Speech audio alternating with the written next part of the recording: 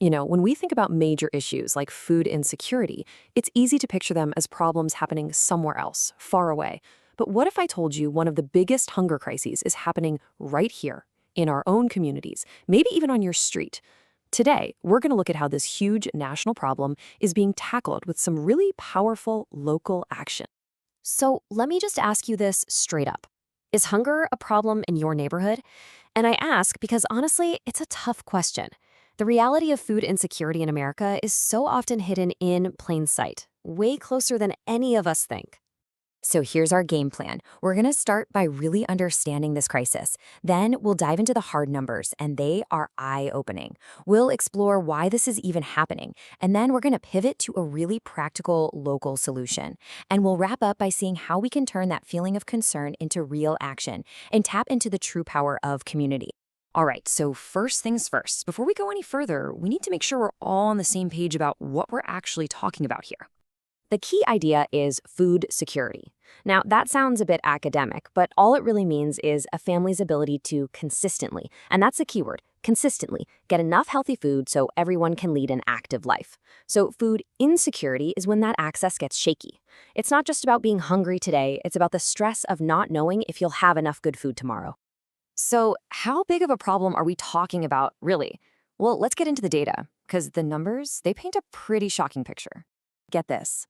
Nearly 48 million Americans have recently dealt with food insecurity. Just let that number sink in. That's not some small fringe group. That is a massive slice of the entire country worried about where their next meal is coming from. And if we look at it by household, the number becomes even more real. We're talking about almost 14% of all U.S. households. That works out to about 1 in every 7 homes. Think about that for a second. On your street, in your apartment building, for every 7 front doors you see, behind one of them, a family is likely struggling to put food on the table. And here's where it gets really, really tough. Over 14 million of the people affected are kids. This isn't just a number. This means millions of children are trying to learn at school while they're hungry, unable to focus, and potentially facing health issues for years to come. The data also tells us a crucial story about inequality. This burden is not shared equally, not even close. Food insecurity hits Black and Latinx households at more than double the rate of white households. It's a stark reminder that there are bigger, systemic issues at play here. And all of these numbers boil down to this one: human reality. We're talking about families having to make absolutely impossible choices. This quote just nails it. Do I pay the rent this month, or do I buy groceries? Do I get this prescription filled, or do I make sure the kids have enough to eat? That's the brutal reality behind the statistics. So you see all this, and the natural question is just why? How is this happening in a country with so much abundance? Well, it's not just one thing. It's more like a perfect storm of economic pressures.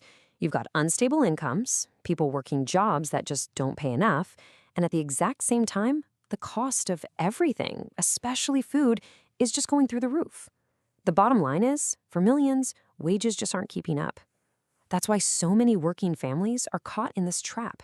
Okay, so I know this sounds huge and complicated, and it is. But here's the amazing part. Even though the problem is complex, the solutions can be surprisingly simple. In fact, some of the best ones are. So let's pivot and talk about what a practical, on-the-ground solution actually looks like. How can a community step up and respond to this need directly? And this is where amazing organizations like Bravery Basket Food Pantry come into the picture. They are right there on the front lines. And their whole model is designed to meet this need, not just with food, but with dignity, efficiency, and a whole lot of compassion. So that's great, but how does it actually work? How do you take these good intentions and literally turn them into dinner on someone's table? Let's break down how they do it. It's a really brilliant and straightforward process. First, a local group or a business sponsors a meal packing session. It's a modest financial contribution. That funding then allows volunteers to come in and pack thousands of healthy meals. Step 3, this immediately boosts the pantry's inventory, making sure they always have food on hand. And finally, the best part, those meals go directly to local families who need them. It's a straight line from one simple action to a huge community impact. And when you zoom out, what you're really seeing here is something fundamental. You're seeing the incredible, undeniable power of community. And really, the big takeaway is this. Food insecurity may be a massive national crisis, but the most powerful, most immediate solutions, they're almost always local. They come from neighbors looking out for neighbors, from a community deciding together that no one is going to fall through the cracks. I think this quote just sums up the whole mission perfectly. It's all about transforming that feeling of concern we all get when we hear these numbers, transforming that concern into real action, and transforming abstract statistics into actual sustenance for a family. And that really leaves us with one final, powerful question to think about. The work of one pantry is incredible, but just imagine, what if every single community took on this challenge directly? What kind of a country would we be if we all decided, neighborhood by neighborhood, that no one deserves to go hungry? Something to think about.